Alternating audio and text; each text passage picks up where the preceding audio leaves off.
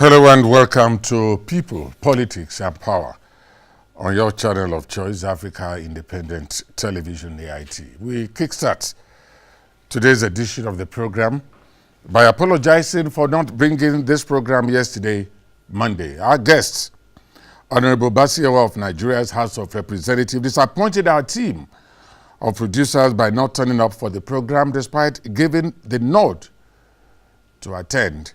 Anyway, we are back today, bigger and better. The debate on restructuring, self-determination, through federalism, devolution of power, resource control, referendum, state police, community policing, and citizenship rights has continued to dominate national discourse. At no time has this issue been topical like now in our national history. For us here, we are committed to one united Nigeria. And in all ramifications, we shall continue to dig deep to find the ingredients that will guarantee this indivisibility. On the program today, our sailing ship shall berth at the doorstep of the Nigerian youth. This is because the whole essence of this crusade is for the future of Nigeria. How is the Nigerian youth gearing up to the agitations?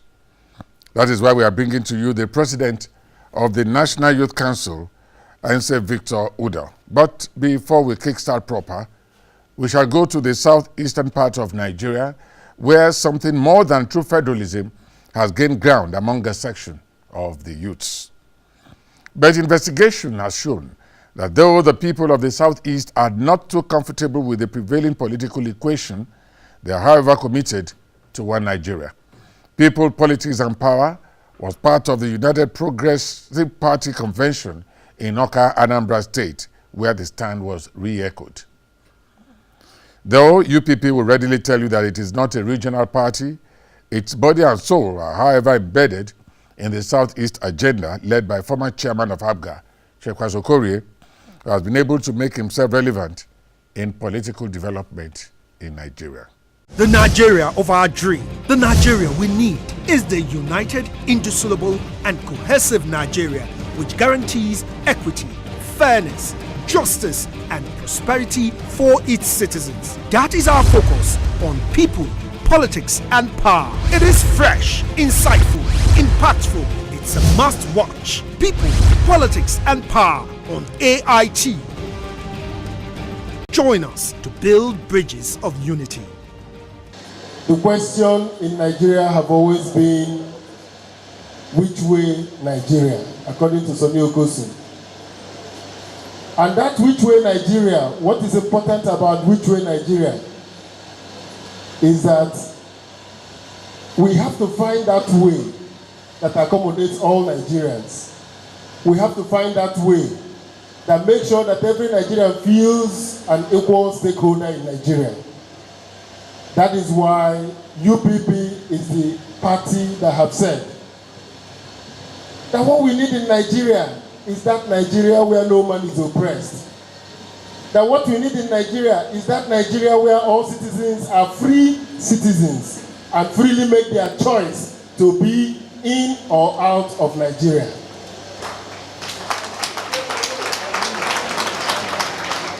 And once we have that freedom, we will live like all the people all over the world, where countries are founded. And when countries are founded, they are founded on basic philosophy. The basic philosophy of founding of many countries in the world are philosophies that bind the human beings together. We like unity, but unity for what purpose? We like faith. Faith for what? We want a Nigeria that is built on justice. A Nigeria that is built on equity. A Nigeria that is built on fairness. In other words, we want a Nigeria where every part of Nigeria can decide how they want to interact with the Republic of Nigeria. And that indeed can make Nigeria a great country. So the question before us today is, UPP is the party that has offered Nigeria the golden opportunity to confront its own demons, to come back and look at itself and say to itself, which way Nigeria? And that way is the way of restructuring this country, of self-determination, of people being allowed to develop at their own pace.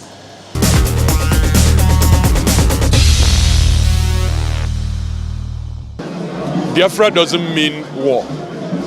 That's one wrong impression. Biafra just means an expression of the minds of the people for self-determination, which is not a crime anywhere in the world. Secondly, I would like us to know something. The individual components, the federating units of Nigeria could do better if they could be allowed to move a little bit apart. Currently, the central system we have does not allow the individual federating units to develop efficiently. There's a difference between developing effectively and efficiently. They might be developing effectively, that's movement, but what's the movement? Is it positive? We need a positive movement in development. That is what we need. When we say we want Biafra, we are not saying tear Nigeria apart. No. We are saying this is what we feel as a people. This is what we demand now. It is not, we are not saying fight. I am contesting for the governorship. That should tell you that I believe in democratic principles. That is why you should know that I believe in going about it in a civil manner. I don't believe in violence. I don't believe in that. Violence is what comes about when people don't actually do what they are supposed to do and reactions come up. But when things go the right way, you find out that there's always a way. We need to dialogue. We need to dialogue. When everybody sits back and thinks back in their various homes, they should understand that Biafra means a lot for Africa. It is freedom for Africa. It is not just only for the southeast or for the Biafran region as we see it today. Biafra is freedom for everybody. Freedom for you, freedom for me, freedom for everyone. That is what it is.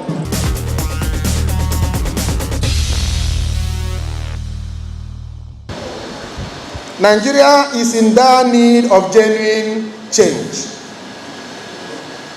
We have been politically defrauded by a political party that canvassed through federalism while it sought for votes of trusting Nigerians, but in a very unscrupulous and unconscionable manner, promptly jettisoned its avowed article of faith and foisted on hapless Nigerian citizens the worst form of nepotism, reductionism, lethargy, cluelessness, and retrogression.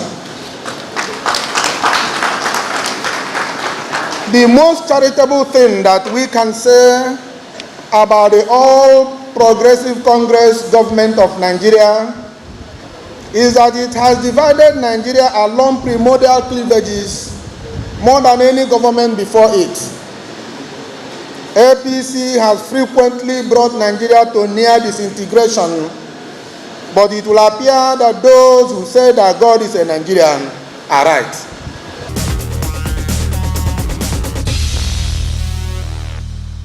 Yes, I did say that Mr. Victor Udoh, as the president of the National Youth Council, is actually president of Southern Nigerian Youth Council, comprising of the southern states, that's the southeast, southwest, and south-south. Victor, welcome to the program. Thank you, it's a pleasure. Let me ask, what is your stand on restructuring? Or first of all, let me get the definition of restructuring from the angle of the youths. From the angle of the youths, the restructuring is as propounded by all those who are for restructuring. Restructuring is a significant alteration in the elements or components of a system, redefining its relationship and function. From the angle of the youth precisely, we're looking at the possibility of restructuring this country to a place where access to employment, access to opportunities will not be restricted to where you come from, what religion you profess, and of what ethnic extraction you are. Why are we calling for restructuring? We're calling for restructuring because the system that has been tested in the last 50 years from one single 3 regions to a more unitary government when military intervened, creation of 12 states, 19 states, and so on and so forth, has not been able to answer the question of how to create a better Nigeria and how to access equal opportunity. We're equally calling for restructuring because we've discovered that all the restructuring that has occurred in Nigeria predating today has been political administrative restructuring, not including psychosocial restructuring, how we think. And you will agree with me, and most people will agree, that one of the problems of third world country Nigeria inclusive is how we think, not necessarily the organization of the political system and the administration of how things should be administered. I give you a clear example. How we think as young people different from how you will definitely think after you're 60, 70. As such, the need for us to alter how we have organized our political system and the distribution of the wealth of this country over the past years needs to be visited, and that is why some of us are proponents of restructuring. All right.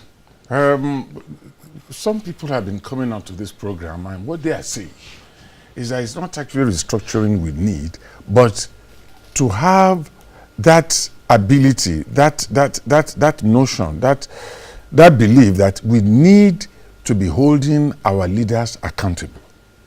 Do you agree with that? I will not reject that position as it's been postulated. Why I will not reject it is because this structure has produced a kind of thinking that disallow us to hold our leaders accountable on the basis of ethno-religious sentiments. So if we have a restructuring that will accommodate the kind of restructuring that you think, political administration and socio-psychological, then we will be able to build a platform where the content of the negotiation for signing of social contract between the leaders and the led will change, and probably we will up the bar a little from these nitty-gritties, insignificant variables that we consider. I give you an example. When we're preparing for a World Cup, for instance, and we want to win as a nation, we don't care where the coach is going to come from. We even go as far as encouraging the bringing in of a foreign coach because we want victory. Yes. But when it comes to deciding who will lead us as a nation, which is a more Herculean task, we reduce our thinking to regionalism, to ethnicity, and to religious bias. The structure itself, as it is now, has created this kind of senseless calculation in the mind of the Nigerian people over a very long period of time. As such, if we will accommodate a restructuring that will allow us identify two key things. Number one, that no matter how beautiful a color is, it cannot be more beautiful than all the colors put together in a rainbow.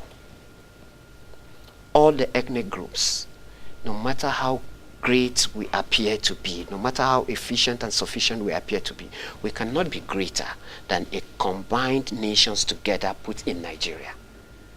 This is a psychological stuff. I give you another example. Even the great United States of America, as acclaimed, will not go to Iraq or Afghanistan on its own. She will require allied forces. That is to say, there is strength in unity. So as young Nigerians, we believe in the strength of our diversity, be it ethnic or religious. We agree to this. But the content of what is being dished out to us as young people in the direction we should think is what is called to question, and that is what we, the youth, needs to be restructured. If I get it right, the issue of quota is detrimental to the development of Nigeria. Absolutely. Quota system, federal character, whatsoever you want to give it, as far as we're concerned, is just renaming nepotism. If we want to agree to this fact that Nigeria can work and function effectively, irrespective of how we want to reorganize it. But don't get me wrong, sir. The restructuring we're talking about, to our mind, is a significant reduction in the structure of those who will run the system. What are we doing with 774 local government, 36 states, with a federal government that is so bogus, with agencies, ministries, and parastatal that you are simply duplicating functions? If we're going to restructure, let us take the General President Muhammadu Buhari example, for instance. He brought in ministry power, works, and housing into one. It's a form of restructuring. But I would rather prefer what the young president of France is doing. He has come out to say, we don't need this large government. We don't even need this large parliament. Let's reduce the size of our parliament. If the parliamentarians will not agree to this, I'll put it in a referendum. That is the kind of direction we should be thinking. I bet you, sir, if Nigeria is restructured today to a degree that, let's say, another young man like Nnamdi Kanu is agitating for Biafra, I bet you he will not be the president. It is the same old people that he's complaining about that will rigmarole, interplay, interwove, and produce a political eclipse that will produce them as the sunlight to lead these regions. So there's no need for all this bickering. There's no need for all this antagonism. What we really need as young people is to sit down, agree to ourselves, whether in a dialogue or in whatsoever form, that we need restructuring. But first, ideological, social-mental restructuring, and then the way we run our government should be reduced to save costs, open the window for the investment into things that create job. Thank you very much. The program is People, Politics, and Power, and my guest is the president of the Southern Nigeria Youth Council, Nse Victor Udoh.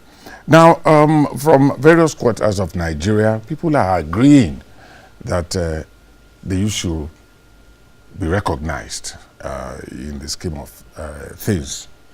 But then, in the political space, are the youths not being suffocated? The youth are not just being suffocated. The youth are shedded out. So, when you said youth should be recognized as a young Nigerian youth, I equally disagree with you. Okay. We should not be recognized. We should be co-partner in the management and the running of the affairs of this nation.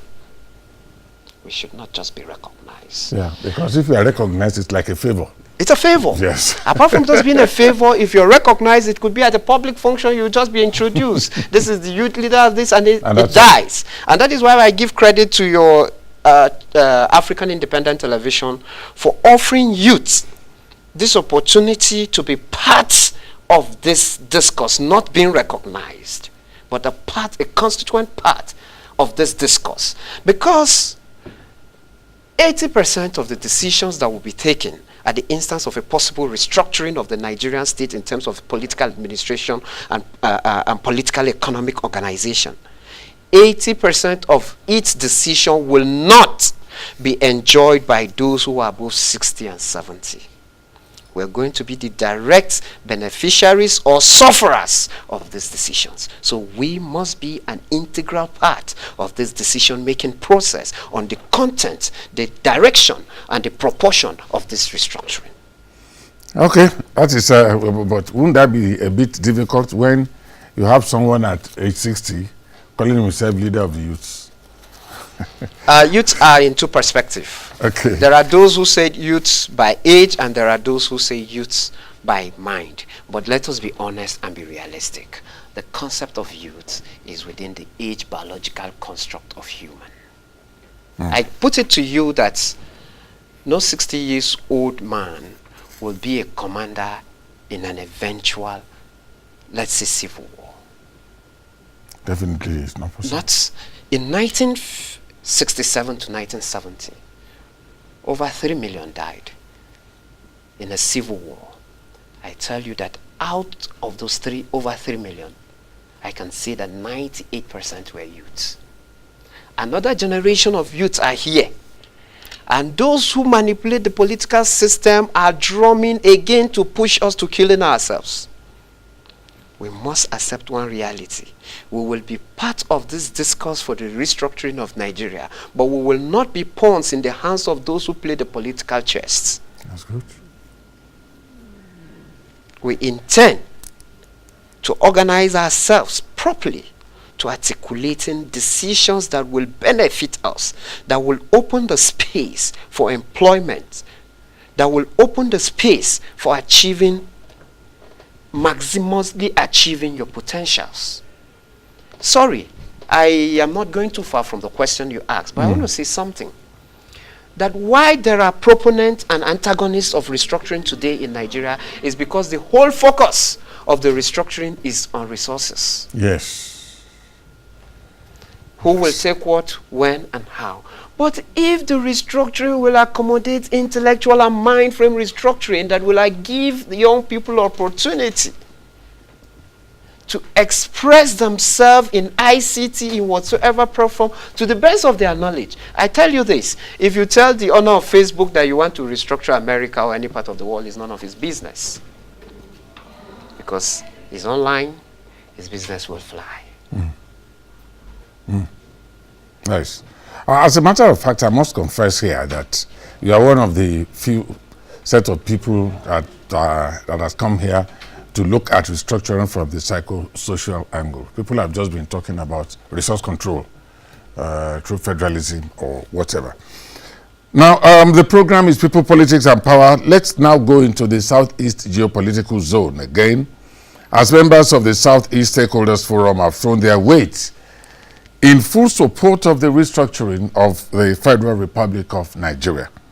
They also crave for a united Nigeria where peace, love, fairness, justice, equity, and equality of opportunity are paramount regardless of greed, ethnicity, gender, or political affiliation. The forum was made up of governors, Ohadeze Igbo, and selected Igbo leaders of thought. Now, what will be your immediate response to the stance of the very important people, Southeasterners, on the Nigerian agenda? I am impressed that the decisions encourage national unity and cohesion. I am equally impressed that the stakeholders have come to identify one reality, that these people, the ethnic nationalities we seek to rival or we try to rival, we share some significant level of kinship with them. And that is the content of this expression. That we're one Nigeria, we're this, we're that. I am impressed with that. But I have a question. My question is, the restructuring that is being pushed forward here, to what degree does it accommodate and allow the youth to be seen, to be visible, and to participate in the restructuring that we're asking of? Everybody from the Southeast have one common thinking and common feeling. I stand corrected. That's because the Southeast have 5 states, she's not equally treated with the other parts of the geopolitical structures. I have 6. Other of Nigeria with 6 and 7 in the Northwest. But there is one gift God has given to the Igbo people that you can't take away from them. Those things who change the world are not in the resources on the ground or in how government is organized. It's in between the 2 ears, the brain. And that is what God has given them in a very fair proportion. And if that is true, and expresses itself in the successes and achievement of the Igbo people. The only group of persons in this country that after the Civil War were given, is it £2 or £20? It's not £2. £2. That means all the wealth you see in Lagos, in Abuja here today are first generation. That is the strength of the Igbo person. In comparative analysis of any, whether it's political or economic, focus on your strengths and play down your weaknesses. The strength of the Igbo people when it comes to restructuring should be more focused on the allowing of people to maximize their potentials not necessarily on how many states and local governments you have. The strength of Great Britain in military capacity has nothing to do with the size of Indonesia or the size of India. Now, don't you think the Nigerian youths on their own have been docile in the debate for or against restructuring? Apart from maybe, yes, elders are not recognizing them, don't you think they themselves are docile? That will not be too correct, because we're not docile because we've been talking at our own level. But the problem is access to where you'll be heard. It's very difficult. Not for channels like your type that encourages this kind of youth engagement and participation. Very few will give you access to expressing it. And I tell you, the docility of a youth or otherwise of him is proportionally measured on the scale of whether he was heard or not heard. I don't have 400 and something thousand to pay for a paid advert on any national dailies. Most of the youth of this country do not have. And no matter how you see, our engagement will be limited because we do not have the financial whereabouts to push forward this our thinking. But be that as it may, I use this opportunity to challenge the young people of this nation to begin to think outside the box. Outside the box of ethnicity, outside the box of religion, outside the box of geopolitical zone, outside the box of winning the next election, outside the box of just mere instruments in the hands of those who play the political chess, and begin to see themselves as a stakeholder in the process that will accumulate to the decision making of how and where we should touch. Okay. That's all right. We still have more questions to ask you on the program, but we'll be back shortly. We still have another film insert to show. After that, we'll be asking a question that will be related to the excerpt we are bringing soon, which is the Southeast leaders have made it point blank that they are not into secession. But then I want you to answer this question when we come back, that is what we are trying to do now, is it not a step towards breakup? This agitation that we are having, is it not a first stage of breakup? We want you to answer that, but when we come back. Thank you. The program is People, Politics and Power.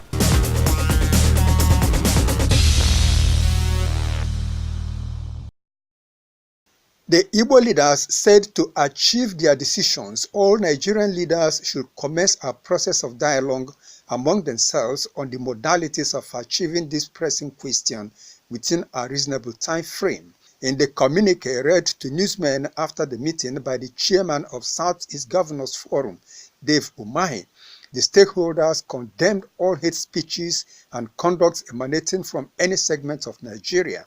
Igbo are in full support of a united Nigeria where peace, love, fairness, justice, equity, and equality of opportunities are paramount, regardless of creed, ethnicity, gender, or political affiliation. Governor Umahi also told Nigerians that Igbo are in support of the report of the National Conference of 2014 and urged the federal government to set up structures that will enable the implementation of the same conference within a reasonable time. The Southeast governors, members of the National Assembly, leadership from Southeast, and the leadership of Ohanese and Igbo shall henceforth constitute the official organs that will speak on behalf of Igbo. According to the stakeholders, the Southeast leaders, in consultation with leaders from other parts of the country, will engage the federal government on all areas of concerns to Igbo and to Nigeria as a whole. Earlier in an address of welcome, the host governor, Ifeanyi Ugwuanyi of Enugu State, urged Ndibo to unite and support themselves while solving their differences amicably. The Nigeria of our dream, the Nigeria we need, is the united, indissoluble, and cohesive Nigeria which guarantees equity, fairness, justice, and prosperity for its citizens. That is our focus on people, politics, and power. It is fresh, insightful, impactful. It's a must-watch. People, politics, and power on AIT. Join us to build bridges of unity. Now you welcome back. This is People, Politics, and Power, and I still have as my guest the President, Southern Nigerian Youth Council, Mr. Victor Udoh. Victor, I will still keep on thanking you for finding time to come on this program. Thank you for having me. The Southeast says Biafra is not for secession, but some people have come to say it's the first stage of breakup. How do you react to it? I will not oppose them if they say Biafra is not a step to secession, because to me Biafra is more ideological than practice. It's a thing of the mind, and if they say so, that means we will agree with them that it's a thing of the mind. I want to tell you something. The breakup of this country called Nigeria will be as difficult as you cannot imagine. Do you know why? Those dichotomies that separate us are not as significant as those variables that unite us. I will react to the Biafran, to the Southeast pronunciation that Biafra is not a secession, but a means of having a unique identity. There is the concept Arewa in Nigeria, and Arewa has been there for a very long time. The North 8-point agenda, after the seeking of self-independence by Satoni and Nahuru in 1963, requesting for political independence in 1957 alongside Ghana. They came up with a document that the 8-point agenda of the North that created, and the concept of Arewa has been there. It is not a push for secession. If we can accommodate the concept of Biafra as an ideology of unity for the Igbo people, a means of easy identification for them, I think I agree with them that it's not necessarily in the direction of secession. But wouldn't it be so difficult to compare Arewa and Biafra, because Arewa never made mention of any republic? I will agree with you. You know, when a concept comes up, so many people seems to re-echo it from different direction, from different history background. The extreme step of asking for a Biafran republic is what I refer to as a reactional stimuli to a perceived extreme form of injustice meted to them.